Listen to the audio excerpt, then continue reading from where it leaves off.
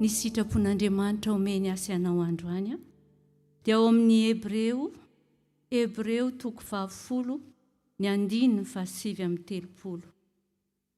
Hebreo amin'ny bokin'ny Hebreo 10 ny 1:7-30. Rehefa hitantsika dia rahantsika mamaky amin'ny anaran'i Jesosy manao hoe: fa isika tsy mba namana izay mihemitra ho amin'ny fahaverezana, fa namana izay mino ho amin'ny famonjena ny fanahy.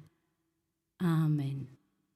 Hovakiana indray: fa isika tsy mba namana izay mihemitra ho amin'ny fahaverezana, fa namana izay mino ho amin'ny famonjena ny fanahy. Izay indray ry havana ny sitrapon'Andriamanitra omeny asa anao androany. Tsy namana izay mihemitra ho amin'ny fahaverezana, fa namana izay mino ho amin'ny famonjena ny fanahy. Amin'izao vaninandro iainantsika izao ry havana dia betsaka ny kristianina no mihemitra. Betsaka ny kristianina no very fanahy mbola velona. Betsaka ny kristianina no tsy manam-potoana intsony na dia mankina ny tenin'Andriamanitra ara. Betsaka ny kristianina tena miteny hoe tsy mba mahazo valimavaka avy amin'Andriamanitra. Andriamanitra kosa ry havana tsy mba mijery izany, fa hoy izy hoe fa namana izay mino ny famonjena ny fanahy. Tena tian'Andriamanitra teny hamonjy ny fanahy antsika sy ianao. Fa isika olombelona no mihazakazaka ny ara-nofo. Izao ry havana no miatomboka ny fahoriam-be izay voalaza ny Baiboly. Ao anatin'ny fahoriantsika ry havana izao misy fotoana itsika tena tsy misy tsonina dia ny hohanina ary. Misy fotoantsika tsy voalotsonina dia ny hofatrano ary. Misy fotoantsika tsy manana na inona tsony. Fa kosa ry havana mino amin'ny famonjena ny fanahy. Ny fanahinao no vonjen'Andriamanitra. Isika tia talolavitra dia mbola mananjara. Tena tian'Andriamanitra tsika ry havana. Mbola mihinana tsika. Mbola manary sakafo ary tsika ry havana. Tena menatra n'Andriamanitra. Za ry havana dia menatra. Fa ty tanako ty mahailaka be mihitsy manary zavatra. Isako manary zavatra dia izao no teneniko: Jesosy tsy izany manary an'ity satria noho ny asa ataoko amin'ny ara-nofoko mahatonga manary. Dia izao no teneniko amin'ny namako hoe izany hoe mampime ihany ilay izy nefa tena izy ihany ilay izy ry havana rehefa dinihana. Marina raha tsy tiany tsy hidirako ny fanjakany lanitra. Satria ry havana tena eritrereto hoe sac poubelle tena efa 150 litres sa 200 litres. Anakefatra amin'izany ny sakafo ariana. Tena orona fanahinao Jesosy any Afrika any tsy mba misy manana. Mandray ohatra amin'izao ianao, ity izao mahavoky olona anankiray Jesosy. Ity dia za dia manary an'ity. Manondrafo amiko fa manary sakafo. Nefa io sakafo io tsy azo hoentinao dia hoe andao hizarazaraina. Tsy azo satria sao dia sanatria marary ny olona ka lasa ny fianarana no miantoka mami sakafo an'ilay olona. Izany ry havana dia anisan'ny tena hoe mahatonga saina amin'izao andro izao hoe eny fa na dia manary vary ao an-trano ara dia ity za dia mailaka iry hanary an'ity. Nefa ity izao mahavoky zaza anankiray. Amin'izao fotoana izao ry havana betsaka ny olona tsy mihinan-kanina. Ianao nefa mbola mananjara. Mety Jesosy sahaza anao. Ianao indray ara mbola miteny hoe ohatrany tsy tiako ity ka aleo indray tia no hanina. Mbola afaka misafidy. Mamoha frigo ianao dia feno sakafo ao anatin'ny frigo ianao. Ary ny olona any Madagasikara ny olona manodidina anao mba manahoana, mihemitra satria nahoana, malahelo ny zanaka ao mitomany ao am-potsofinao hoe nona neny a, nona dada, rano mafana, rano atao mafana rehefa tsy ho izy intsony. Mahonena tsika ry havana, tena mahonena ry havana, mihemitra, tena mihemitra.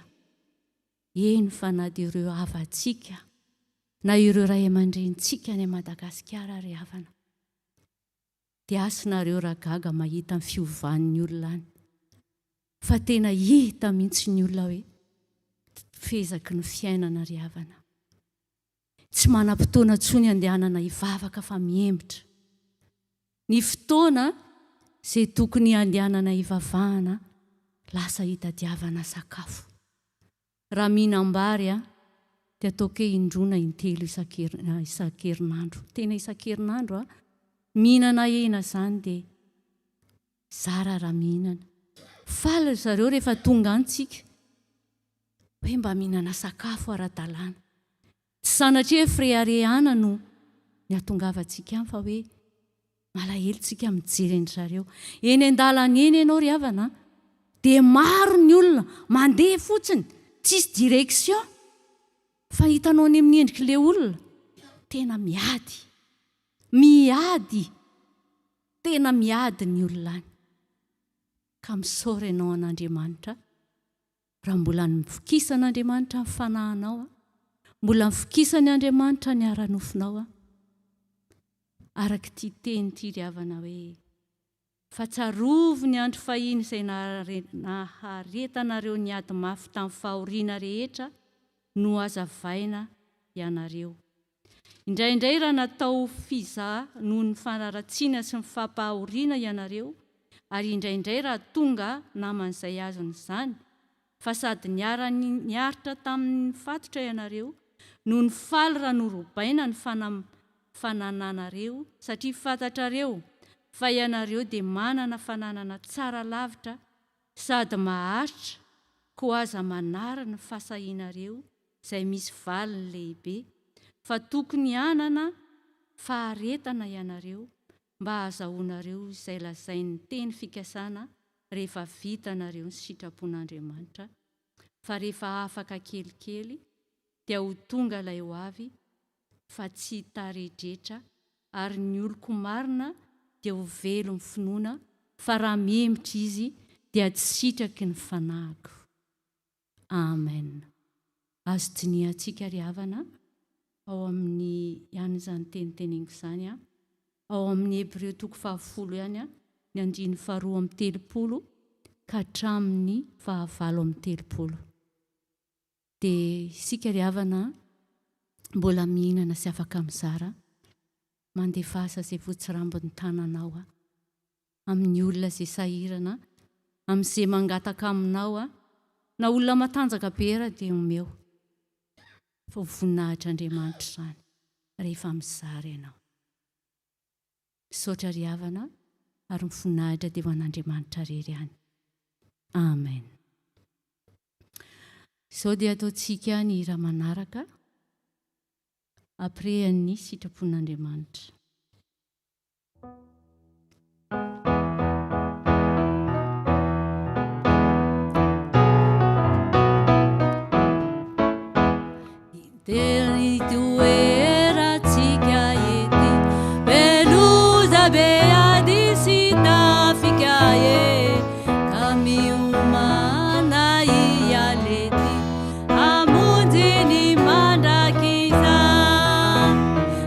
Ia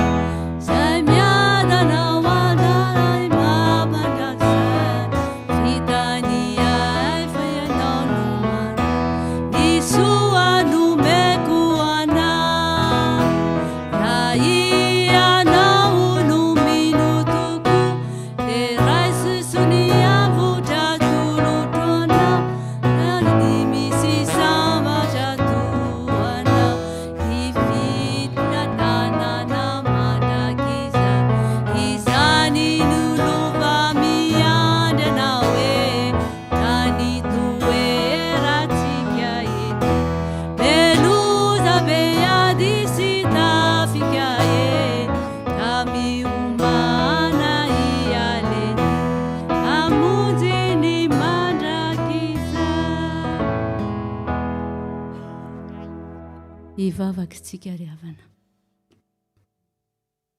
Ity tany izay diavinay ity tokoa Jesosy. Be loza be iady, be tafika be fahavalo Jesosy. Nefa ny tananao mahery no mitantana anay. Ny sandronao mahery no momba anay. Ianao no lohalaharanay sy vodilaharanay. Endrezany amin'ny teninao Jesosy. Aza miembotra ho ianao na dehibe aza ny fahavalonay. Tsy embotra rahay satria rehefa ianao tokoa no momba, tsisy arombaka ny eo am-pelatananao. Na ady ety na ady ery Jesosy eo, tsisy miala aminao. Ianao tokoa Jesosy, no tokonay sy aronay. Ianao no manda fiarovanao anay. Fantatrao ny aminay Jesosy malalo. Fantatrao ny fahoriana izay manjady amin'ny olona izay manodidina anay. Tsy tia ho teny izay Jesosy ka izahay ihany no entinay enotrehanao. Jerevo mandrakariva ireo olona manodidina anay Jesosy. Miatrikady na manana ny zavatra rehetra ary. Miatrikady satria tsy mba misy fifaliana. Fa hafa zany manana fo, manana toromaso mamy, manana fiadanana fiaminao. Satria ianao nefa niteny fa fiadanana no avelako anareo ianao. Efa nomenao ny fiadanana izay. Navelanao anay zany Jesosy eo. Teninao dia ny teny hoe Jehova, efa nandinika ianao ka mahalala ahy. Ianao mahalala ny fipetrako sy ny fitsangako, sady mahalala ny hevitreny lavitreny. Voadinika ao ny toetro na mandeha ao anamandry, ary fantatrao tsara ny alehako rehetra. Fa indro tsy misy teny tsy fantatrao eo amin'ny lelako Jehova. Manodidina evoako sy eo anatrehako ianao, ary apetrako aminao, apetrakao amiko ny tananao, fa malana mahagaga loatra izany, eny avy loatra ka tsy tratro. Sotra Jesosy, sotra indrindra tomponay eo. Amen. Tsy nahatanteraka izany sitrapon'Andriamanitra izany tsika ry havana. Misy fotoantsika dia miembotra, misy fotoantsika latsaka, misy fotoantsika mandroso, misy fotoantsika be hery, misy fotoantsika tena kely hery. Ndeha hifona amin'Andriamanitra. Ianao ihany mahafantatra izay fantatrao fa nampiemotra anao na halatsaka ny herinao na halatsaka ny finoanao. Ho tahian'Andriamanitra isika amin'ny teny izay mbola nomeny itsika teto. Ka ndao ataontsika ny hira ry havana. Aleontsika ny vavaka dia avy eo mameny teny famelan-keloka. Samy mivavaka isika ry havana.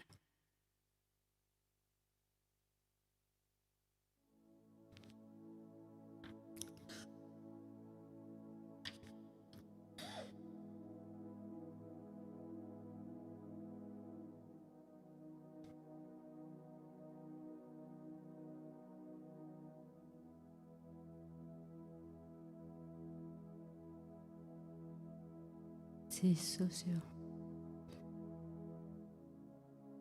Hitanao reto tondronao reto manantana anao Jesosy. Hitanao ny tsirairay avy.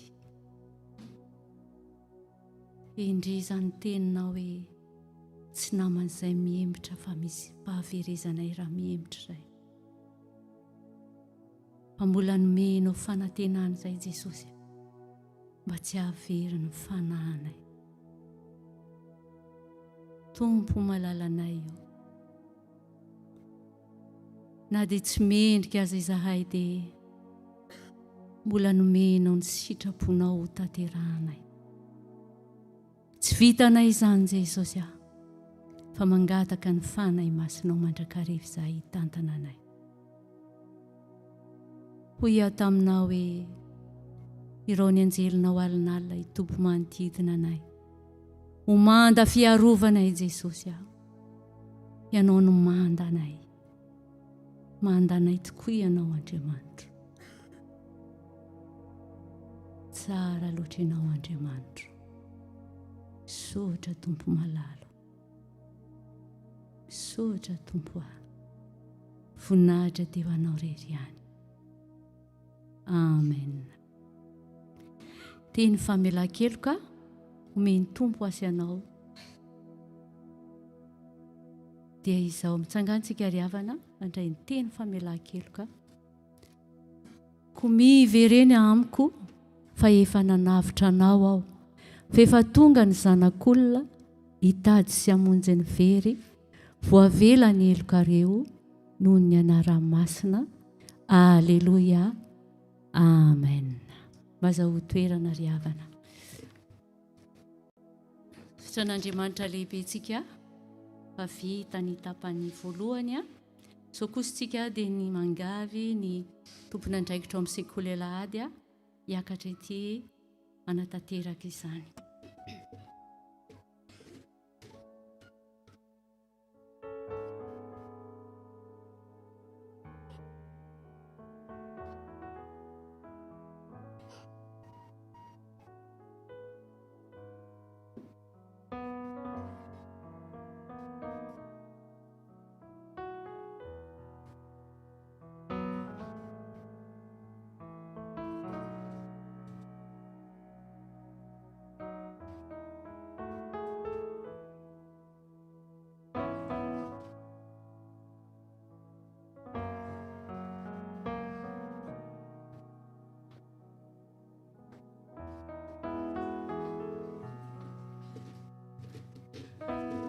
Rebonjour.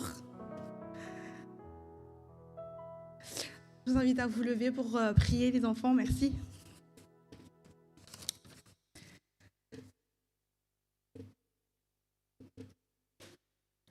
Ok, prions. Et je vous invite vraiment à prier dans votre cœur pour que le Saint-Esprit puisse agir en vous. Seigneur, merci pour ce temps. Merci pour ta présence parmi nous ce matin. Merci Seigneur parce que c'est toi, c'est ton Saint-Esprit qui nous a conduits ce matin dans ta maison Seigneur. Merci parce que tu nous donnes Seigneur un jour pour nous rassembler Seigneur, pour prier ton nom, pour célébrer ton nom et aussi pour recevoir Seigneur ta parole qui est la vie, ta parole qui est la vérité. Et Seigneur, je remets ce temps entre tes mains. Seigneur, je demande ton Saint-Esprit vraiment de nous remplir de la tête aux pieds, Seigneur, et vraiment que nous puissions, Seigneur, te rencontrer, que nous puissions, Seigneur, fixer, Seigneur, vraiment nos pensées, nos cœurs, nos regards sur toi et que vraiment, Seigneur, que nous soyons concentrés ce matin. Fais taire, Seigneur, les bruits qui nous empêchent de t'entendre. Fais taire, Seigneur, tout ce qui nous empêche, Seigneur, de nous unir à toi. Et vraiment que ce matin, Seigneur, toi seul sois élevé, ton nom seul soit élevé. Et je prie pour chacun de tes enfants. Merci Seigneur pour qui ils sont. Merci pour leur cœur. Et je prie que ta parole puisse agir puissamment en eux, dans leur vie aussi Seigneur. Et garde-les toujours près de toi. Et Jésus, c'est en ton nom que nous avons prié ce matin et que toute la gloire te revienne à toi seul. Amen. Ce matin, en fait, mon petit message ne va pas être très long. Ce matin, je suis juste venue vous dire que il n'y a pas 6 chemins pour aller au paradis. Il n'y en a pas 3. Il n'y en a pas 4. Mais il y a un seul chemin. Qui est le chemin ? La réponse, elle est toute faite. Je crois même que vous avez un gros indice devant vos yeux. Mais bon, on va quand même ouvrir la Bible, la parole de Dieu. Alors à votre vie, où est la réponse alors ? Si vous êtes malin, si vous regardez bien autour de vous,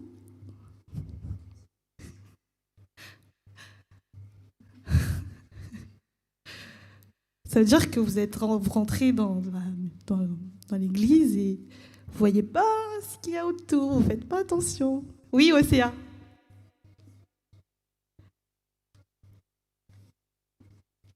Exactement. On va ouvrir Jean 14, 6.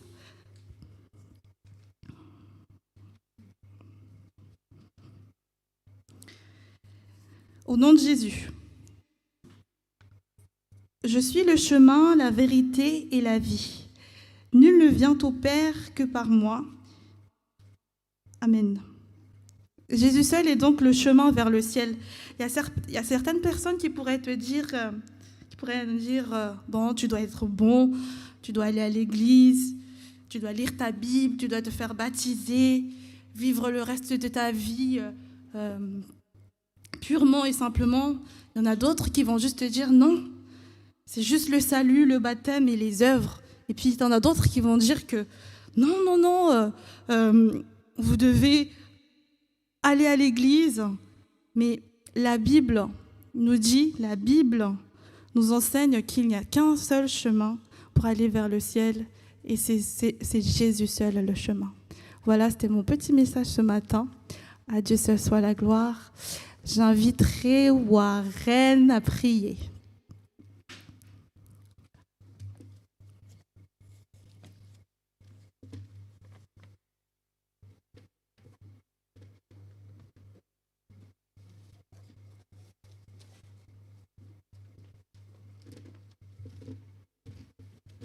Prions. Merci Père pour le nouveau souffle de vie que tu nous donnes pour aujourd'hui. Merci pour ton amour. Fais que ce culte se passe bien.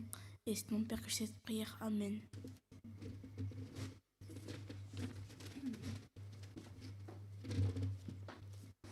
Misaotra ny tiantsika, misaotra ny Warren ary misaotra anareo rakizy ny aino ny tompona andraikitra sy ny aino an'i Jesosy indrindrandrindra. Izao tsika ry havana dia hiditra sahady amin'ny toroteny. Efa nomena ny sitrapon'Andriamanitra, efa nomena ny teny famelan-keloka. Izao indray tsika dia handre ny tena vetin-kanina amin'izay ry havana. Aza variana ianao eny amin'ny toerana eny efa nisokafan'ny tompony fonao, efa nidiovin'ny tompony fonao, efa nataony tany lonaka aniriny ny voatsara.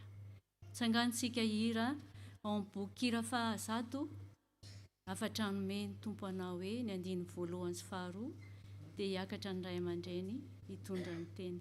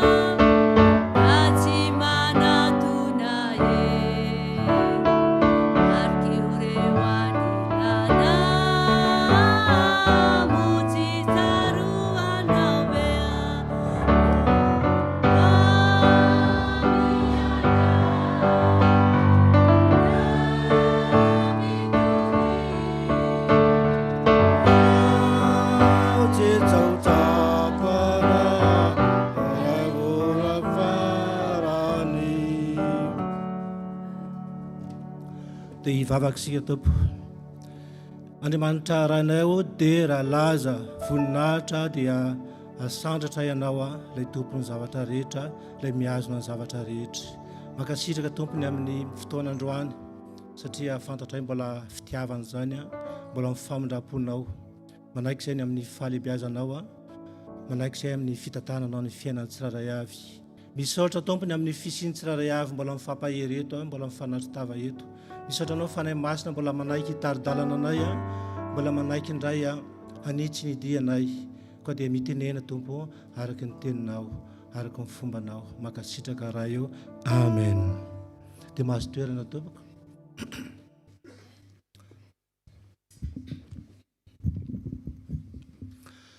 Salama daholo ve tompoko? Tsisy miteny marary fa salama. Na mbola tsitrasitrana raha dia salama foana.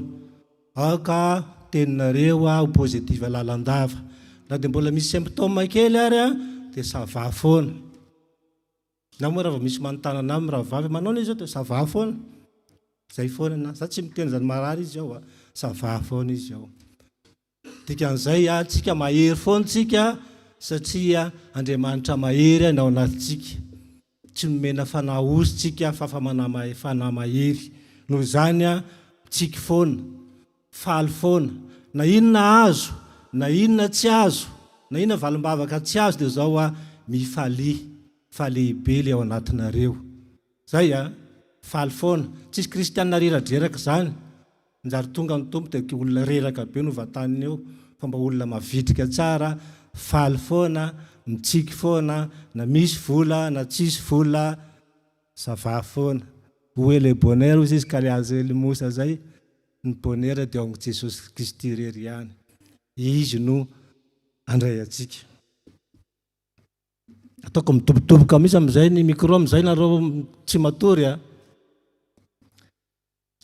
Dia faly miarabantsika ihany koa ny tokantrano mandray zo afatra zao dia maniry lalandava mba hoe ny teny izay ambara ihany koa mba hampitomba anareo ny tokantrano any na dia tsy tafaraka miaraka aminay anareo. Andray ny tenyntsika ry havana, tsy fantatro raha nalefako moa ny thème afaka afisiana kely ilay thème antsika androany. Thème mahafinaritra be mihitsy ny thème any fa tsy fantatro raha. Ao amin'ny Efesiana no partage angalantsika afatra androany. Ao amin'ny Efesiana 5 io izy io. Tanareo tsara izy io racheter le temps car les jours sont mauvais. Vakitsika amin'ny teny gasy izy ao amin'ny Efesiana 5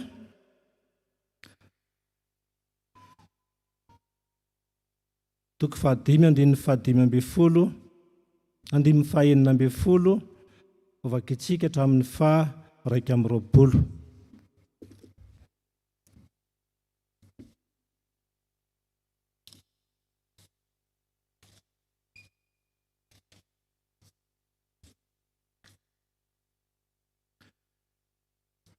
Efesiana 5:16-21.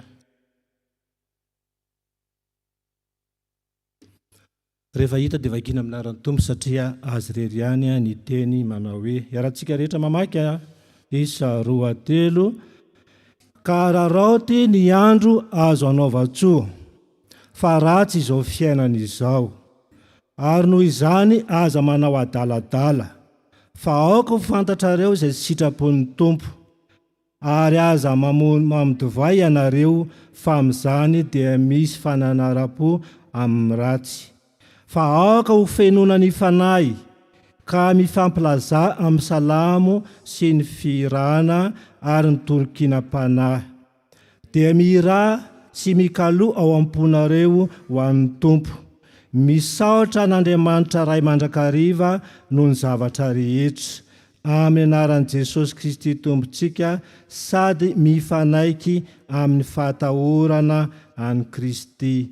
Amen. Ray masino manamasinana amin'ny fahamarinana, fanteninao ny fahamarinana. Amen. Ty daholo maso volana Octobre firy moa tsika androany? 30. Ro volana sisa dia tapitra ny taona.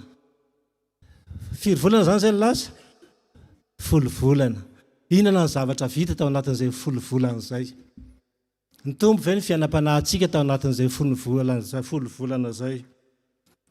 Tompo ve ny fiainam-bavakantsika tao anatin'izay 10 volana zay? Tompo ve ny fiainam-panahintsika tao anatin'izay 10 volana zay? Tompo ve ny fiainam-bavakantsika tao anatin'izay 10 volana zay?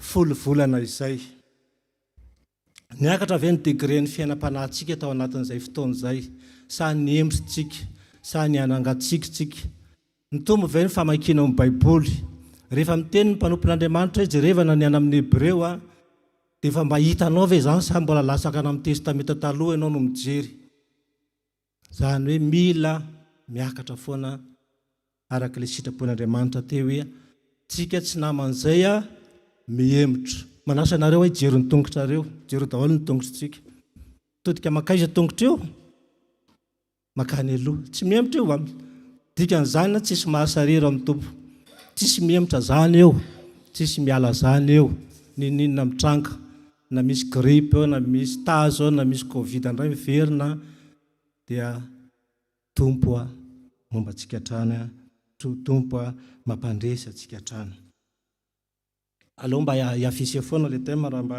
mety ary araoto izy ny andro azo anaova-tsoa fa ratsy izao fiainan'izao raha mijery vaovao tsika ry havana dia tsy misy zavatra tsara mihitsy ao na ady anankiray ary fa na ao misy von'olona na ao misy herisetra na ao misy ady na misy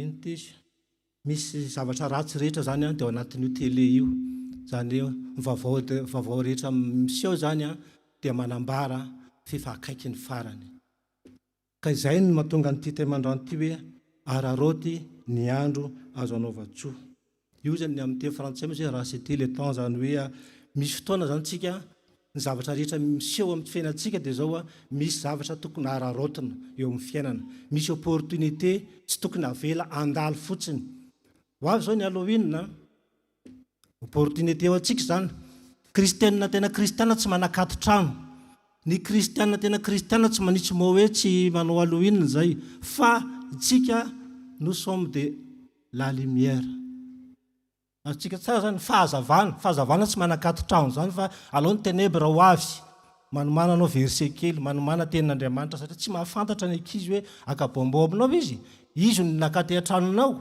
miprofite anao occasion zany zay le hoe araroty ho avy ao reny ankizy reny zanak'le olona le mambadimbadika ao reny tsy mahafantatra ny tompo reny tsy mahafantatra ny Jesosy reny tsy manisy moa ianao mivaravarana fa manomana kosa ianao tenin'Andriamanitra hoe zao tsy mampita nyity Halloween ty izy no nandondona tao an-tranonao tsy fahadisoanao zany fa inao fahazavana mila mitory zay zao dia opportunité anankiray tsy aza rahateanao zay aza mirahatean'izay occasion zay ianao tsy manity tranontsika fa aza vao marina hoe tsika tsy makalaza maty tsy misy mila maty akalazaina zany fa Andriamanitra nomena voninahitra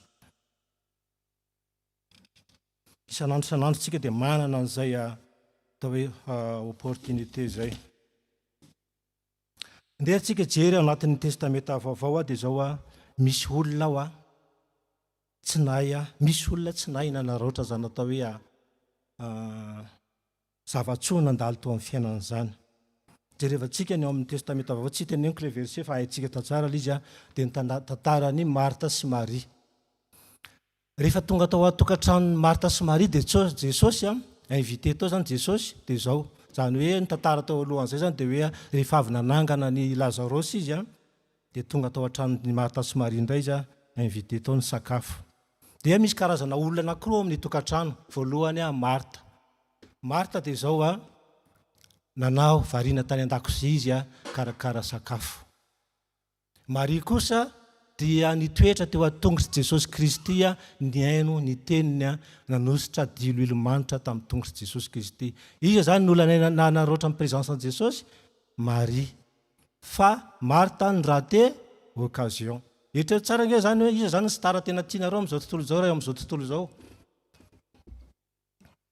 olona mpanao baolina zany zao ohatrany hoe tonga tao ohatrany hoe Ronaldinho ohatra tonga ao an-trano dia lasa ianao any an-dakozia foana ny fiainanao nefa le olona io star tonga ao an-tranonao tokony mba nanao selfie niaraka taminy ianao ohatr'izay le izy nanenina be ianao satria io tsy independena indroa fa independent ihany izy mandalo ao an-tranonao dia nanenina ohatr'izay zao Marita ty tena nanenina tongotra aman-tanana mihitsy satria tsy fantamy mihitsy fa io ange le Jesosy Kristy tonga nofo io tonga tao an-tranony io dia nanenina tongotra aman-tanana. Fa Maria kosa dia zao sady afaka nihaino ny tenin'Andriamanitra izy zay mahatonga an Jesosy miteny hoe Maria no nifidy ny anjara tsara, sady nanafosafo ny tongotra Jesosy izy ehitrany tsara tamin'izay tany Israely dia zao apetraka zareo le vato, le plaque vato ngeda be hoe teo ny Jesosy no napetraka tamin'izy maty. Dia tonga daholo ny firenena rehetra mitondra esarpa, mitondra akanjo, mitondra mosara dia kosehana eo izy sitrany hoe mba mikasika an Jesosy zany. Efa tena mangiro ilo be tena ohatrany nasiana viriny le zavatra fa tsy fantatra intsony hoe tena le vato marina ve io sa hoe business angalana client fotsiny. Dia tahak'izay izy hoe Maria no mifidy ny anjara tsara.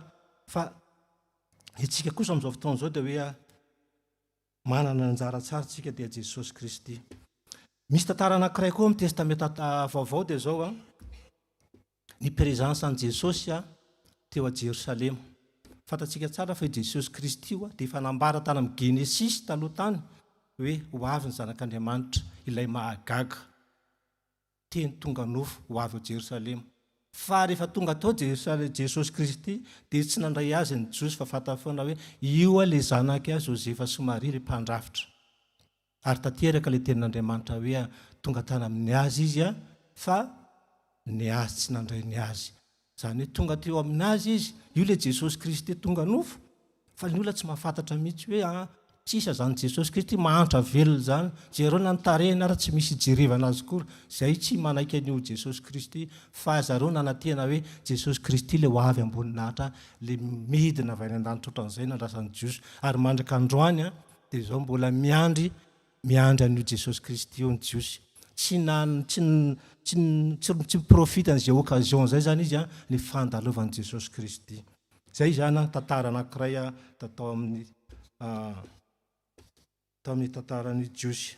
Amin'izao vanim-potoana iainantsika izao kosa dia misy isaky ny vanim-potoana zany dia misy opportunité tokony tsy ho ratena. Azontsika tsara zany zay dia nanamboatra cadre kely ho antsika mba hanazavana antsika hoe ohatra ny ahoana zany atao hoe opportunité tsy haiko raha hitantsika tsara izy ty ohatr'izao. Azavaiko izy zany aloha voalohany tamin'ny testamenta taloha zao ny zavatra niseho. Zao zany ny hoe zavatra nandalo tamin'ny testamenta taloha tamin'ny andro zanak'Israely zany dia zao zareo niaina tambanina lalàna. Azontsika tsara zany zao testamenta taloha niaina tao ambany lalàna zareo. Tamin'ny andron'ny testamenta taloha izay nanota rehetra dia maty.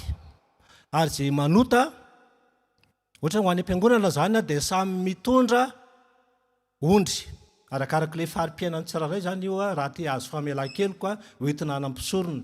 Dia mandeha mitady ondry alohan'ny andro sabata zany dia lasa anao mitady ondry satria amin'ny alalan'iny ondry iny no azahoana famelan-keloka. Raha ohatra ianao ka arakaraka ny fari-piainana ka hoe mahantrahantra dia voromailala no entinao dia iny no ataonao fanatitra dia afaka ny helokao. Zany hoe mandritra ny herinandro zany ianao dia mitady an'izay ondry zay foana hoentinao am-piangonana dia amena ampisorona. Zay fiainany tamin'ny testamenta taloha. Tamin'ny andron'ny testamenta taloha tamin'ny olona taloha dia zao ny fanahy masina dia ho an'ny mpaminany rery ihany. Azontsika tsara tsy ho an'ny olona rehetra ny fanahy masina fa ho an'ny mpaminany ohatrany hoe ho an'ny Isaia, ho an'ny Samuel. Tsy ny olona rehetra manana accès an'izany fanahy masina zany. Tamin'ny andro taloha ihany koa dia zao tsy misy ohatrantsika rehetra manana baiboly, manantsika zao manana tsika misy manana 3 any an-trano, manana 4. Fa tamin'ny andro taloha io Torah io dia mpisorona ihany ny manana azy. Hitantsika tsara zany hoe ny zavatra niainan-jareo tamin'ny taloha zany dia izay ny zavatra niainan'ny zanak'Israely. Fa ny zavatra niainantsika amin'izao tiako tenena zany zay le hoe araroty ny andro azo anaova-tsoa, misy opportunité be da be ny amintsika amin'izao.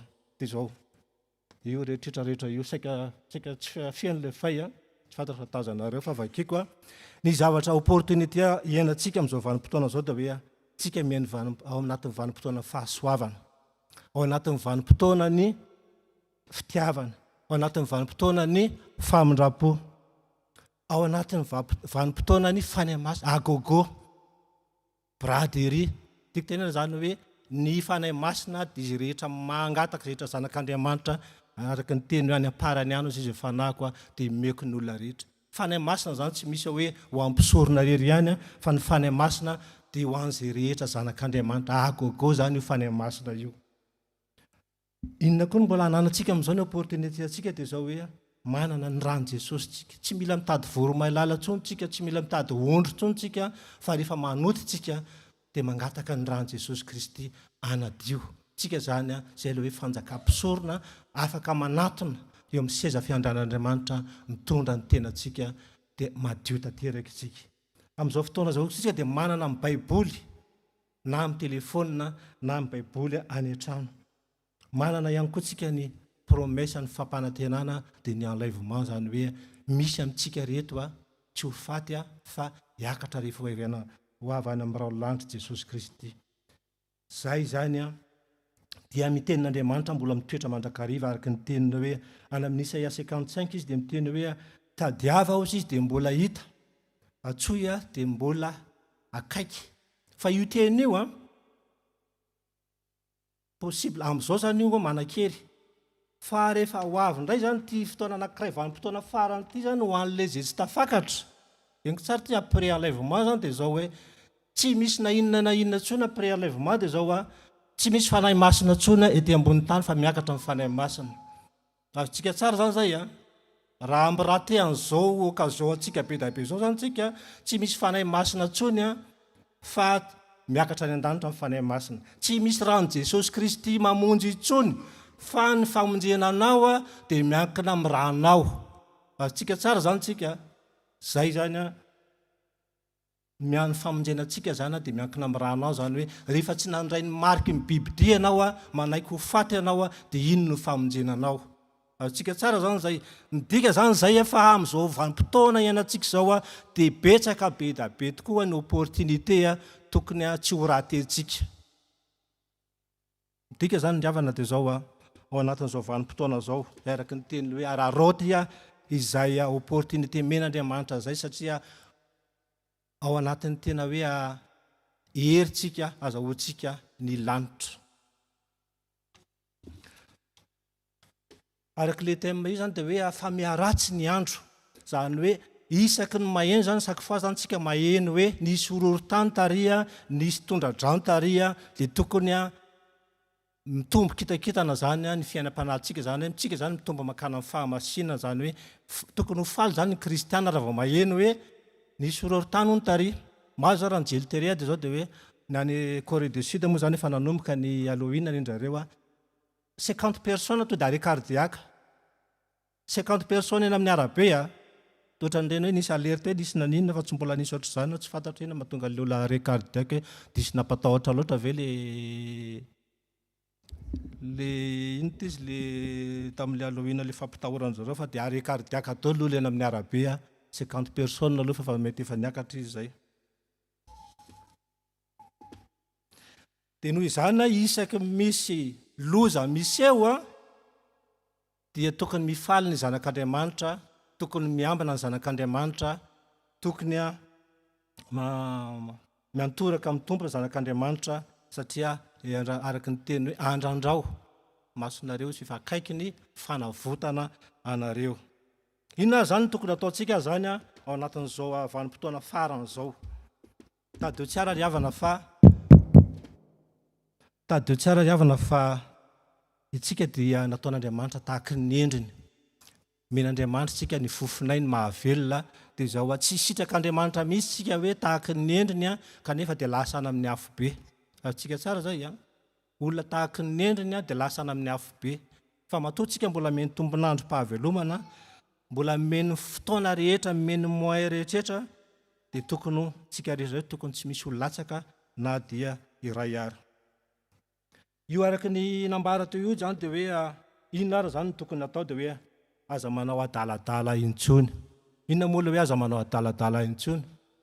Misy ny olona manao adaladala dia zao hoe ohatran'ny tôbila misy zao ny hybride, sady mandeha essence izy no mandeha électrique na mandeha moteur, mandeha batterie. Dia tahaka izay ihany koa ny kristiana sady mandeha sady ao amin'ny tompo izy no mandeha amin'izao tontolo izao. Antsika tsara zany izay ilay hoe manana hybride spirituel. kristiana tsy misy an'izany fa rehefa manompo tompo ray tsika dia aoka tompo ray an'izay aloha hoe aza manao adaladala intsony. Ny zavatra manaraka ihany koa zay havana dia zao hoe ny fandehanana ty am-piangonana, fanomanana, anisan'ny fanomanana ny mandrakizay atsika ny fiarahantsika tahaka an'izao satria eto na resantsika fampianarana. Fa amin'izao tontolo izao no ampiasaintsika ny fampiarana. Zany fampiarana amin'izao tontolo izao. Eto ny fianarana, eto ny fanaitairana. Satria amin'izao tontolo izao tsisy manaitaitra antsika fa samy variana. Fa eto zany dia mifanahy masina mandra antsika hoe omano mandrakizay ianao. Aza variana ianao. Zay very ihany na misy vilia vaky ao an-trano aza atao manimba amin'ny fonao. Raha misy entana tsy hita aza atao manimba amin'ny fonao. Fambaro. Anao moa izy hoe arovo ny fonao mihoatra no zavatra tokony tandremana satria tsy fantatsika na ny tompo. Dia mahazo totsika araka io ambaranambarana io dia hoe mahazo totsika mifampilaza amin'ny salamo ozy izy. Ny fihirana zany hoe ampitombo ny fihirany fiainon'ny tenin'Andriamanitra. Ampitombo ny faneraseranao amin'Andriamanitra. Mikaloha hira ao am-ponareo fiderana an'Andriamanitra. Zany hoe alefa azy foana ny hira fiderana na tôbily ianao dia aoka mba hira fiderana no alefanao. Ao an-trano ianao dia aoka hikalokalo ny tenin'Andriamanitra ianao. Tokony manana verse foana zany ianao mipolo loatra isanandro isanandro araka ny teniny hoe vaovao isa-maraina ozy izy ny famindram-poko zany hoe misy verse omen'Andriamanitra atsika tsiraray avy. Mahazo toa amin'ny mamonjy fivoriam-bavaka satria ao anatin'ireny fivoriam-bavaka ireny no azahoantsika mampitombo ny fiainam-panahintsika, ny tehirizantsika, ny hotem-panahintsika mba rehefa ho avy ny tompo dia mba hitany fa tena mba miambiny tsika. Zay ilay atao hoe zany zavatra rehetra zany dia atao hoe mifankazara amin'ny tsotoa mba hiadana ianareo zany hoe mila fiambenana isanandro isanandro. Eo amin'ny andininy io dia miteny hoe aoka ho feno ny fanahy. Ny olona feno fanahy ry havana rehefa velantsika hiasa ny fanahy ao anatintsika dia manam-pitiavana. Mivoaka tao zany ny fruit de l'esprit rehetra dia ny fanetretena, ny fahononan-tena, ny fandeferana. Zany hoe tokony ho hitantsika mihitsy zany ho hitan'ny olona ny ivelany zany hoe zanak'Andriamanitra tsika. Satria Andriamanitra dia fitiavana dia tsika ihany koa dia maneho an'izay fitiavana izay. Mila aseho amin'ny olona rehetra tsika fa manana an' Jesosy mahery ny ao anatintsika. Izy manana iPhone 14 raty? Mbola tsisy manana. Raha nanana zao ilay olona feno penina ve? Asehoseho. Tsy mitena ilay akaiky nisy asehoseho zao ilay izy te misy iPhone 14 ty Zay ilay hoe oeraoera tsy maintsy mandeha. Dia itsika koa zany manana an' Jesosy, ilay tompony tompo, ilay mpanjaka mpanjaka, ilay be voninahitra, ilay mahery, ilay mampandresa antsika. Oeraoera tsy maintsy mandeha. Tenen'i Jesosy Kristy rehefa misy namanao, misy fotoana tena misy opportunité, misy olona tena tsy fantatrao ataon'ny tompo miaraka aminao eo, dia atao foana hoe occasion ty matoa ty olona teto akaikiketo na dia eo anaty bisy ary tafapetraka anao anaty bisy. Tsy parazary iny olo iny tafapetraka aminao fa mody mba ianao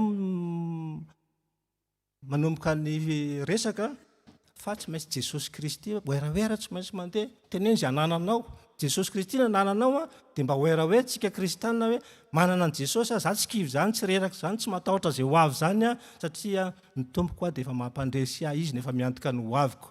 Na miakatra ny vidim-piainana na mbola misy Covid fampirina mahery ilay Andriamanitra, mampandresy any Andriamanitra tsy kivy zany akony.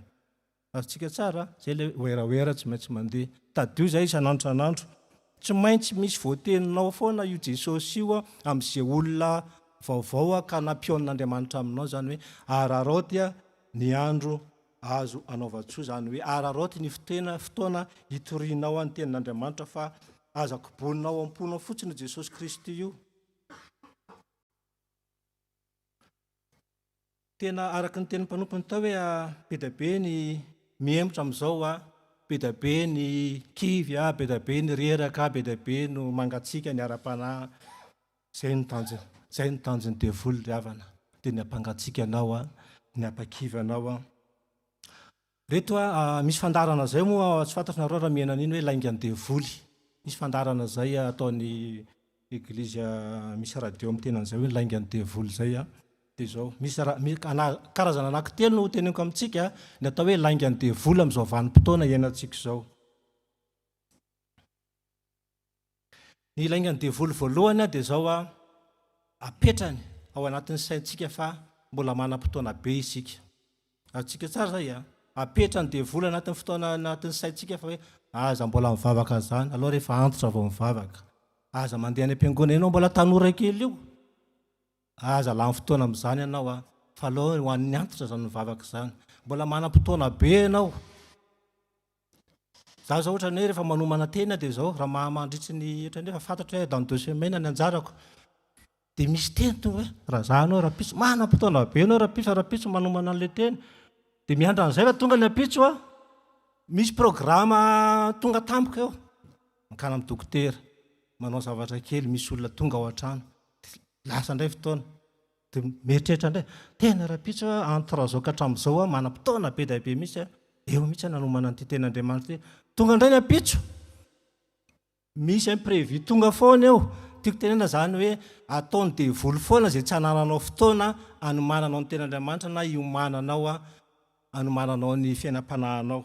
Zay zany laingany devoly voalohany mametraka ao am-pontsika izy fa mbola ela be zany Jesosy zany vao tonga fa mataova ny fiainana aloha, mireve tsara, misotrosotroa, ndana manao fety aza mamaky baiboly, vitanao foana baiboly eo izy fa aza vakina aloha fa milalava telefônina foana. Zay ny laingany devoly. Laingany devoly faharoa dia zao tamin'ny zanak'Israely rehefa tonga Mosesy ny teny tamin'ny Arona hoe alefaso ny zanak'Israely andeha hanompa an'Andriamanitra. Dia ahoana izy Arona mpanjaka, ndana ao izy nareo manompa an'Andriamanitra fa aza mandeha lavitra loatra. Laingany devoly zay, dikan'izay hoe manompo andana mivavaka ihany fa aza dia miditra lalina loatra. Azontsika zay laingany devoly zay, ataova mba modimody mivavaka kely ianao, mba modimody mamakimaky baiboly fa aza vakina hatramin'ny farany io baiboly io, aza dia miditra lalina loatra araka ny tenin'Rosy fa aza mandeha rehefa miverina tiako ihany ozy izy. Iran'ny Rosy, zay le iran'ny Rosy zay aza mandeha lavitra loatra dia atao zay laingany devoly zay. Tsy tiany devoly ianao andalina io tenin'Andriamanitra io, tsy tiany devoly ianao amita an'io baiboly hatramin'ny farany, fa tiany ianao ao amin'ny telefônina foana ianao. Dia zay ny laingany devoly zay. Laingany devoly fahatelo dia zao fanamelohan-tena. Tonga anatin'ny sainao ny devoly hoe ianao zao ny fahotana ataonao, dia ianao fa dia andeha hivavaka, dia mino ve ianao fa azo famelan-keloka, dia mino ve fa mbola tianao ny tompo. Zany misy any laingany devoly fa toero hoe marina fa nanota tamin'ny maraina, marina fa nanota tamin'ny maly, fa zao famonjena Jesosy Kristy tsy mandatsa andeha ho any am-piangonana fa izy manamarina isan'andro. Tonga dia mamaly zany ianao hoe marina fa nanota fa Jesosy Kristy fa mividy ny fahotako teo ambony azo fijaliana. Mba manana ianao zany, mba manana an'izay teny zay ianao andresena ny eritreritra maizina ao anatintsika ao. Ny fiandriavana dia zao hoe ataovy tena maro toerana tsara ny fiarahantsika amin'Andriamanitra. Aza asiana compromis intsona eo amin'ny fiainantsika zany hoe sady mandeha makariva makatsy fa rehefa ao amin'ny tompo dia eo amin'ny tompo mandrakariva. Aoka antsika isan'andro isan'andro isaina iaina ny tenin'Andriamanitra, saino ny zavatra any ambony, saino ny fiainam-panahintsika, saino ny satroboninahitra, fa fandalovana ihany tsika ny eto, mandalo ihany tsika eto. Voaingana zao dia nahena an'ilay olona millionnaire izy mianakavy kely tao anaty avion, anazy daholo ny centre le fanaovana fitness be dia be eto aty Eropa reny, tsy haiko na le basique fit zany sa le izy tsy haiko be dia be fa anazy daholo le nitretrretra reny ninjera tany malikoptera tany izy mianakavy. Nefa olona millionnaire nakaiza le arena tao anatin'ray mpimoaso dia vita, tsisy fotoana ny bebahana. Ary tsika tsara zay hoe tsika tsy tompony ampitso, fa raha mbola manana ny anio ianao dia anio dia miova, raha manana ny ani ianao dia mibeba. Any amin'ny Hébreu 3:7 tsy haiko afaka fisena kely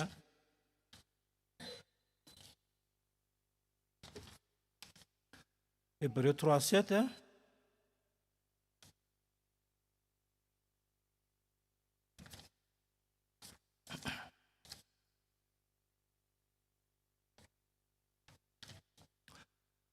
Any amin'ny Hébreu 3:7 amin'ny tenan'izao hoe si aujourd'hui si vous attendez sa voix, n'endurcissez pas votre cœur. Atsika tsara zany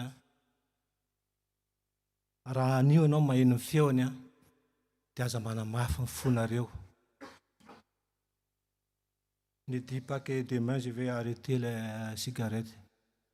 Ne dis pas que demain j'arrête de ne pas faire n'importe quoi. Parce que demain aussi, demain peut-être n'arrivera jamais. Zay no afatra ho antsika hoe tsy manana ny ampitsitsika, tsy tompony ampitsitsika. Fa raha mbola misy ny anio dia mangataka anao ny ten'Andriamanitra hoe araroty ny tombonandro men'Andriamanitra ibebahana, andraisana an'Andriamanitra, iovana, miala amin'ny ratsy rehetra, manatona an'Andriamanitra, diovy ny fotsika satria izany no sitrapony. Voninahitra teo an'Andriamanitra rery ihany. Amen. Ivavakisika. Andriamanitra rainao dia faly indray ny fonay satria nandray ny afatra, nandray ny fanitsiana avy amin'ny alalan'ny teninao. Marina tokoa ny teninao hoe any aparany any dia iangatsika ny fonin'olona. Any aparany any dia hisy firenena, hamely firenena, efa tanteraka tokoa zany amin'ny adiny Ukraine. Any aparany any hoe ianao dia ny olona ho tia vola, tena maro tokoa Jesosy no tia vola ny olona rehetra. Any aparany any dia iangatsika ny fitiavany maro. Tompo, tanteraka tokoa zavatra rehetra voalaza ny soratra masina. Kanefa ianao Jesosy no miteny androany, mbola manitsy anay satria tsy tianao ho very tokoa ny zanakao Jesosy, satria izay tokoa dia noforononao araka ny endrinao, dia tianao tokoa zay andova, iaraka andova amin'ny Jesosy Kristy ilay fiainana vaovao ilay nampanantenanao anay. Ankehitriny Tompo dia araka ny teny nambara tamin'ny andro hoe tsy sitrako tokoa ny fiemorana, fa izay kosa dia androso hatrany amin'ny fitiavana anao, hirehitra amin'ny fanaovana ny asanao, afana amin'ny fanaovana ny sitraponao, dia mangataka izay tsompo ary tena manavao etanatrehanao, fa tsy hanao adaladala intsony araka ny teninao aza manao adaladala intsony ianareo, fa aoka ho feno ny fanahy, aoka dia araka ny sitraponao, aoka mantatra araka ny sitraponao. Dia misaotra Tompo, ny teny rehetra izay nambaran'io Jesosy Tompo dia hitoetra betsaka indray mba hahafahanay miaina araka ny sitraponao mandritra ny herinandronao iny Tompo. Ka niza mifanena aminay, niza miaona aminay na miresaka anay amin'ny telefona, dia mba hoerahoera tokoa ny tsiraray hanambara fa ho avy tsy hoerena amin'ny rano lanitra ianao, hanafaka ny alahelo ianao, hamafa ny ranomasy ianao. Dia fazy Tompo satria mbola manitsy hatrany ianao, mbola tianay hatrany ianao, mbola mamindra fo hatrany ianao, mbola tsy mitanisa ny heloky ny tsiraray ianao satria mijery amin'ny masom-pitiavana. Dia mankasitraka raha eo dia mamerina ny dera, ny haja ary ny voninahitra anao rery ihany. Amen. Dia mankasitraka antsika ry havana ny aino an'izay afatra zay araka ny teny saotra masina moa hoe izay manatsofina dia aoka izy hiaino ny teny izay voalaza ny fanahy, voninahitra ho azy rery ihany. Amen. Dia manasa ny chorale hiakatra hanao ny anjara hirana.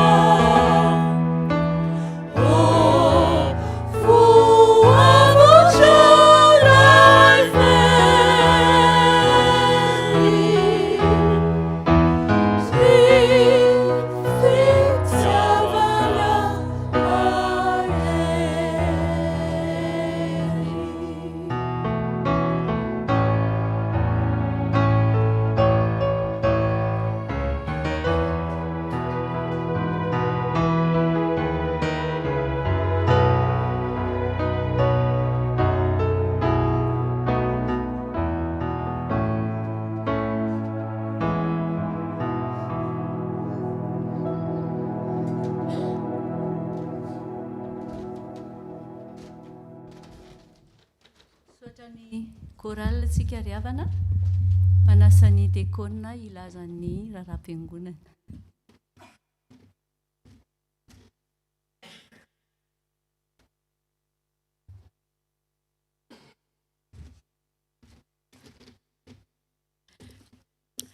Miravantsika rehetra amin'ny anaran'i Jesosy Kristy Tompo a. Ny vaovaon'ny fiangonantsika moa dia tahaka ny mahazatra ihany a. Ny mandritry ny herinandro isaky ny alarobia amin'ny 7 alina ny fiaraha-mivavaky ny biraon'ny fiangonana sy ny fivoriana raha misy ny fandiniana. Ny talata maraina sy ny alakamisy maraina amin'ny 9 ora kosa ny fiaraha-mivavaky ny maraim-baovao izay any an-tanana antsika isan'andro. Ny fidirana amin'izany moa dia ao amin'ny zoman'ny fiangonana trano. Ny fivorian'ny korala sy ny louange dia isaky ny asabotsy izay amafisina ny mesazy hatrany. Ary ny azoma dia ny misy ny fianaram-piandry sy ny mpiomana isaky ny amin'ny 9 ny fianaram-piandry. Ary ny sekoly alahady ihany koa izay efa nanomboka moa ny mesazy tamin'ny herinandro dia misy ny fianarana arbre de Noël izay tanterahana amin'ny krismasy. Ka dia manentana ny ray aman-dreny tsirairay avy andefa ny zanany raha mbola nisy ny soratra anarina dia manantona ny tompon'andraikitra. Ary ho an'ireo mpampianatra ihany koa dia manao ny fanentanana ny amin'ny fanatanterana izany fampianarana izany. Dia hiakatra eto moa ny président ny fiangonana anazava ihany koa ny amin'ny fanatanterana ny 5 taona ny korala izay tanterana amin'ny volana desambra. Ny fiangonantsika dia tsy miova toy ny isan'andro isaky ny alahady amin'ny 10 ora sasa-maraina eto amin'ny fiangonana dia mifoninahitra ao an'Andriamanitra irery ihany. Dia miakatra moa filohan'ny korala anazava ny andinidininy any amin'ny fanatanterana izany. Misaotra tompoko naritra ny hatramin'ny farany. Amen.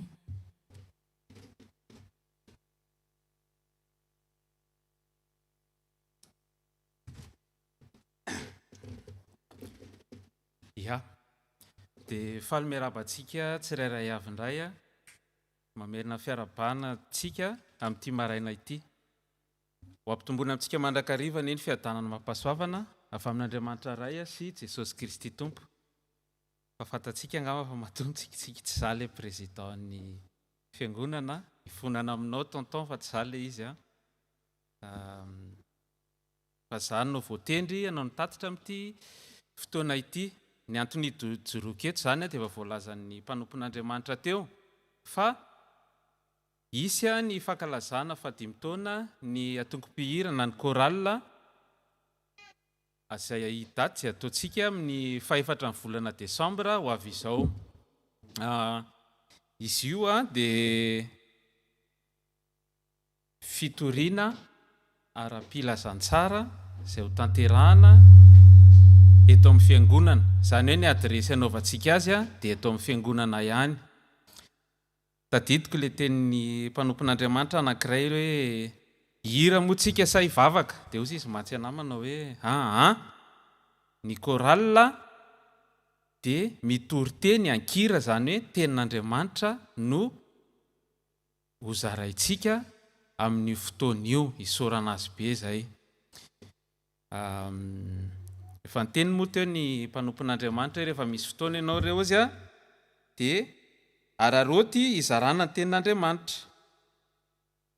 Tsy lavabe akory fa ny araka ny fantatsika zany fa ny asan'Andriamanitra rehetrarehetra dia mijoro amin'ny Jesosy Kristy Tompo izay ny fototra lehibe izay antony hijorontsika eto. Ny salamy 7:4 dia milaza vaky toy izao manao hoe aoka ny tenin'ny vavako sy ny fisainan'ny foko samy ankasitrahana eo masonao, Jehova vatolampiko sy mpanavitra ahy. Amen. Araka izany teny izany ny havana dia tsy asan'olona irery izy io fa asan'olona maromaro. Korala no ankalaza ny 5 taona fa maika be 5 taona fa ny fety sy ny fitoriana pilazantsara dia raha antsika rehetra, dia isorana be deaibe antsika rehetrarehetra tsy akanavaka nandritra izay fotoana izay. Ny fitondranam-bavaka indrindrandrindra, ny fiara-miasa, ny ina moa zany ilazako anazy, ny faharetana, satria voilà tsy hitra détail be amin'ilay izy fa zao amin'io daty io zany 4 décembre 2022 eo amin'ny 5 semaines eo sisa, dia isy ny fitoriana ra-pilazantsara zay raha antsika eto izy io dia tsy ny korala rery ihany no mandray anjara aminy fa manasa mavitrika ny sampana rehetra eto amin'ny fiangonana. Ao anatin'izany ny sekoly alahady sy ny STK, ao anatin'izany ny groupe de louange, dia ny korala koa manasa anareo mazava ho azy dia ny fiangonana rahavavy izay efa nomanina sy ny karakaraina zany ny fanasana, fa rehefa tonga ny fotoana dia ho alefany amin'ny nareo tsirairay avy ny fanasana, dia manasa mavitrika anareo koa ho avy amin'ny fotoana io hanotrina ny asan'Andriamanitra hanotrina anay. Ny amaranako azy angamba dia zao, amin'ny fotoana io araka izany hoe fankalazana 5 taona zany dia fety izy io. Fety izy io dia manasa antsika rehetrarehetra fiangonana, na ny tanora na ny lehibe, mba hanohana am-bavaka voalohany indrindra ary hanohana amin'ny fikarakarana. Alefantsika amin'ny gropy tambajotra tseratsery eny ihany ny fizarana andraikitra, dia ny korala koa zany dia manana birao afaka manantona azy nareo rehefa aorinan'izao fotoana izao ahafantaranareo eskisy zany olona ataontsika androany ny amin'izay fotoana izay. Tsy ho lava resaka fa dia mivoninahitra dia ho an'Andriamanitra rery ihany, dia nytony fotoana dia mbola apetratsika mandrakariva ampelantanan'i Jesosy Kristy Tompo. Misaotra Tompoko naharitra ny haino hatramin'ny farany.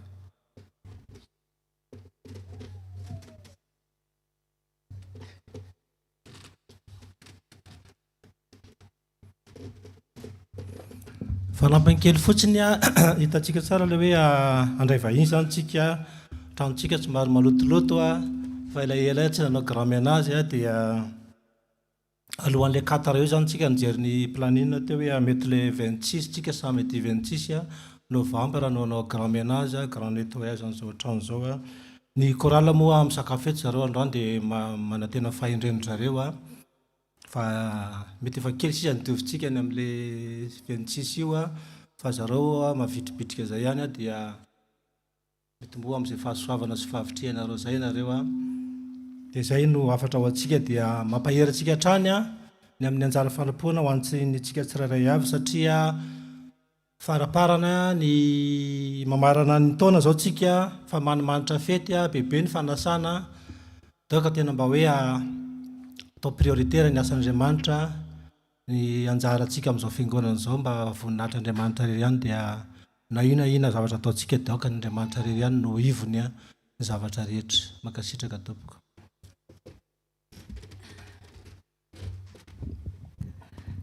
Isaorana tanteraka ny président chorale sy ny ray aman-dreny izay nanao teny fisaorana teo. Tonga eo amin'ny rakitra tsika ry havana.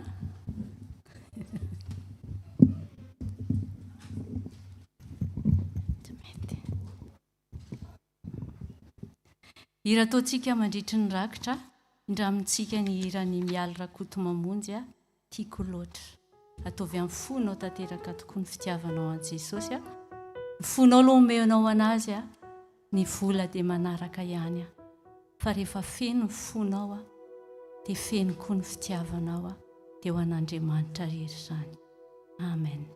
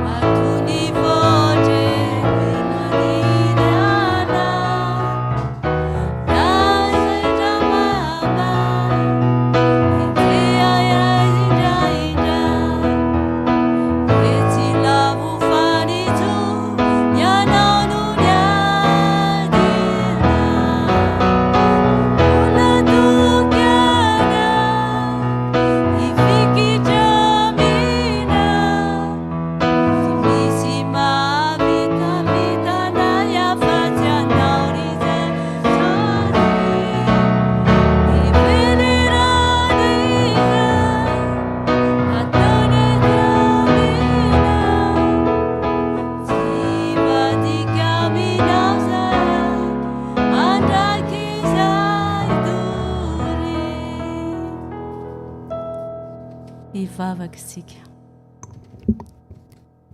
Tsy hivadika aminao zahay mandraka izay dore Andriamanitra.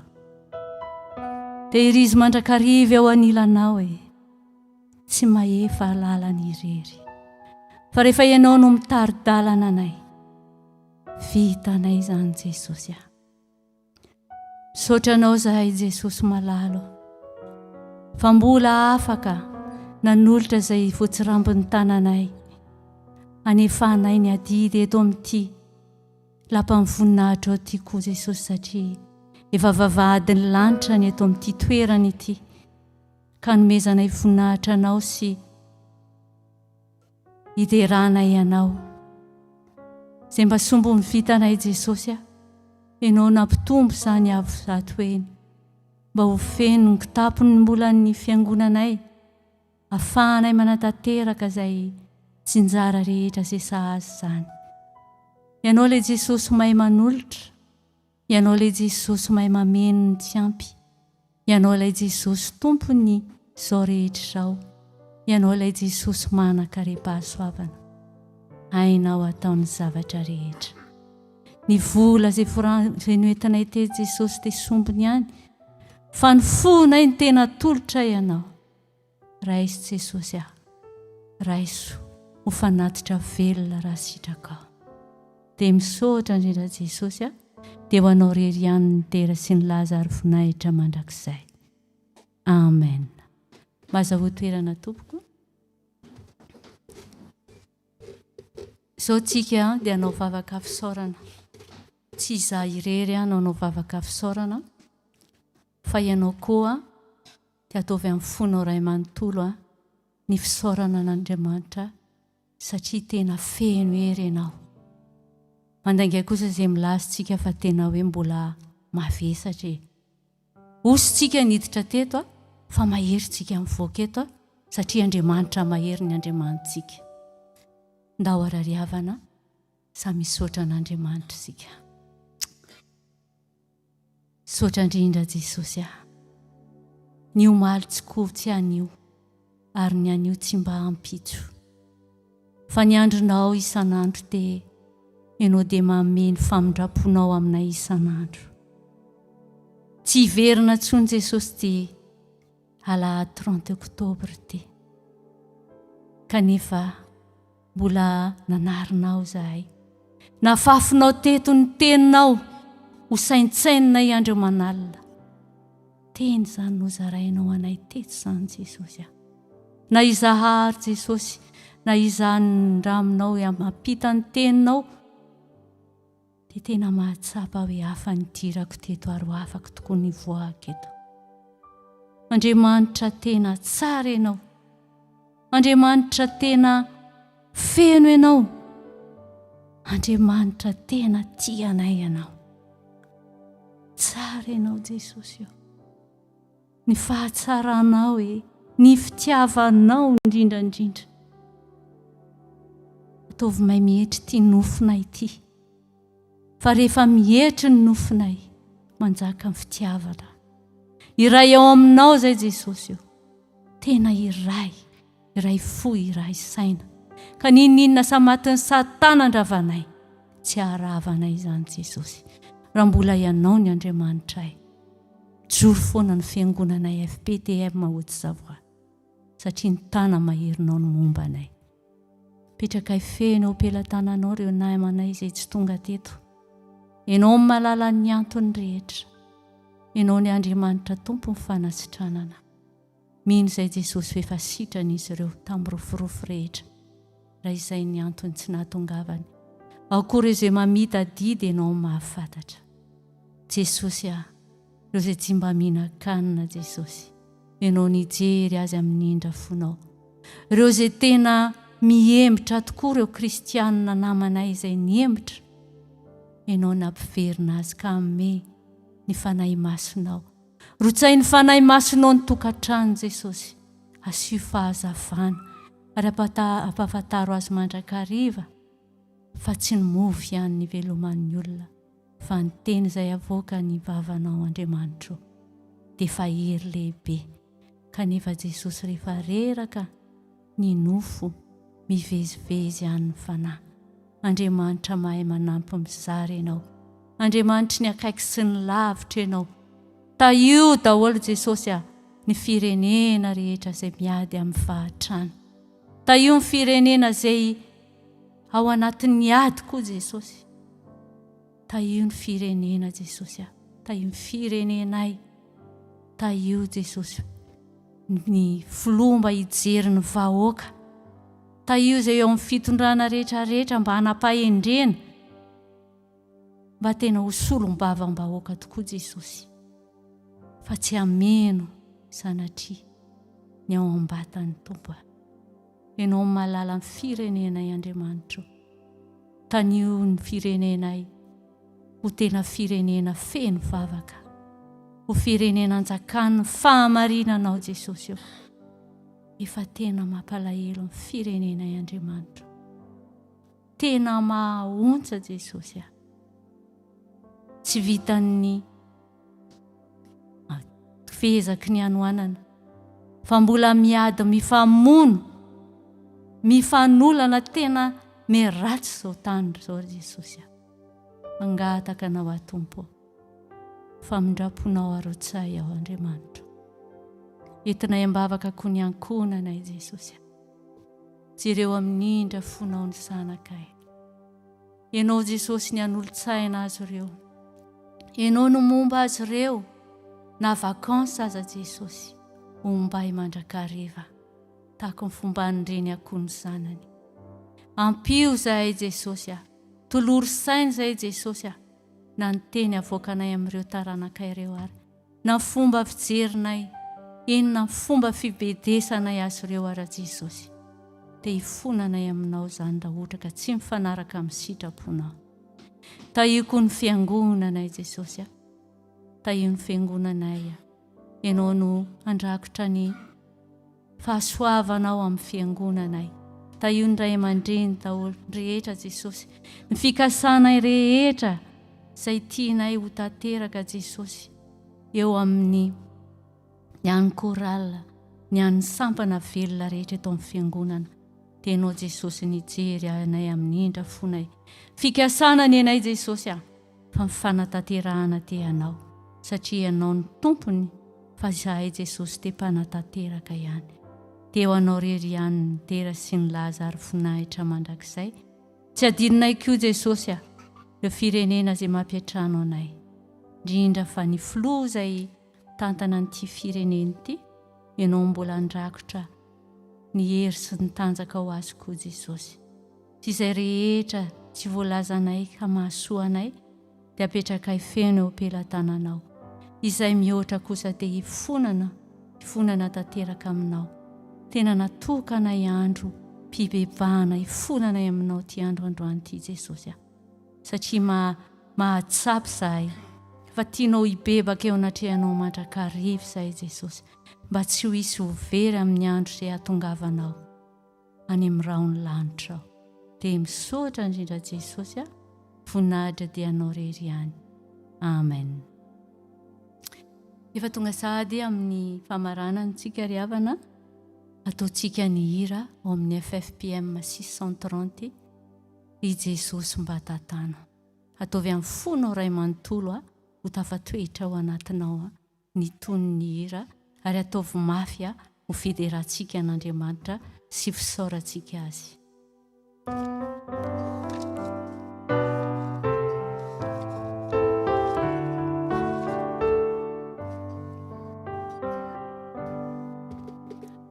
Jesosy mba tantalo utafita suari kamenu si zakanu zareja luzadi ranu bemageni eni zawale aku izau Kaiana viteni bautu kikiuacha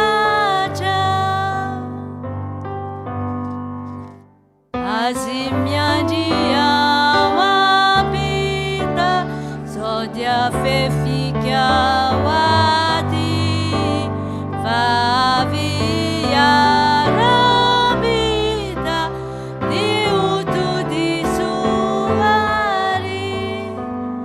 rasinda kamanunza zani alunjalube Aukaiana wiutunga apitunia ire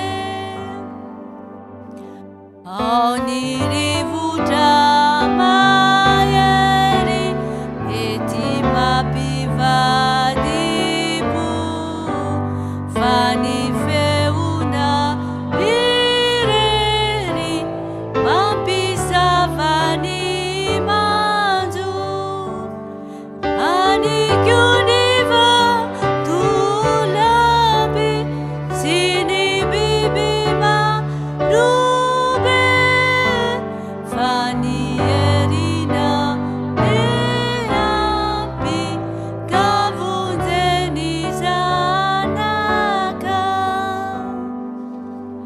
rize sosimi yairua sauni vavaku isau ijuruami se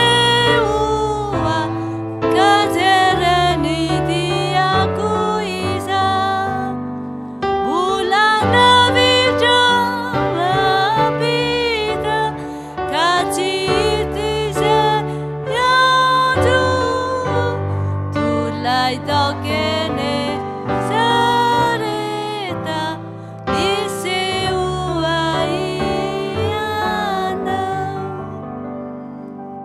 Mitsangantsika riavana andray ny tsodrano.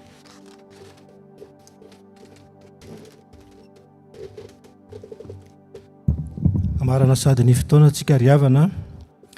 Ny mpandinika amin'ny baiboly dia milaza fa ao anatin'ity baiboly rehetra ity dia misy teny hoe aza matahotra 480 ny isany, misy ray isan'andro anatin'ny ray taona 365 jours, mbola misy famerina zany. Atsika tsara aza matahotra zay zany ny teny misy 480 mots an'izay ato anatin'ity baiboly ity, nefa anatin'ny taona ray 365 jours. Noho izany raha makivaky ny volana novambra vaovao tsika dia aza matahotra, matoky ny tompo fa izy nefa miady ny anjaratsika. Ny anjaratsika fotsiny dia zao manaiky ny asany. Hoy ny tompo amintsika riavana hoe aza matahotra anao fefa nanavitra anao aho, efa niantso ny anaranao ay anao, raha mihita ny rano ianao dia ombanao aho, raha mihita ny ony ianao dia tsy hanavitra anao izy, raha ndeha mamaky ny afo ianao dia tsy ho may, atsirehatra aminao ny lelafo, fa izaho no Jehovah Andriamanitra ao dia ilay ray masiny Israely mpamonjy anao. Resarany tsodrano amirapetra ny tavany aminao ane Jehovah ka amindra fo aminao, anandratra ny tavany aminao ane Jehovah ka mehanao fiadanana. Amen. Rainay izay ny an-danitra, mamasina ny anaranao, ho tonga ny fanjakanao, atao any ny sitraponao ety atany tahaka ny an-danitra. Meo anay ny olona nasaza ao anay, ary mamelany elokay tahaka namelanay izay meloka taminay, ary aza mitondra anay amin'ny fakapanahy, fa manafahanay amin'ny ratsy. Anao ny fanjakana sy ny hery ary ny voninahitra mandrakizay. Amen. Amin'ny anaran'ny Ray sy ny Zanaka ary ny Fanahy Masina. Amen. Dia bonsemana daholo tompoko dia mahireza daholo eo amin'ny tompo tsisy miala eo tsisy miemotra eo. Amen.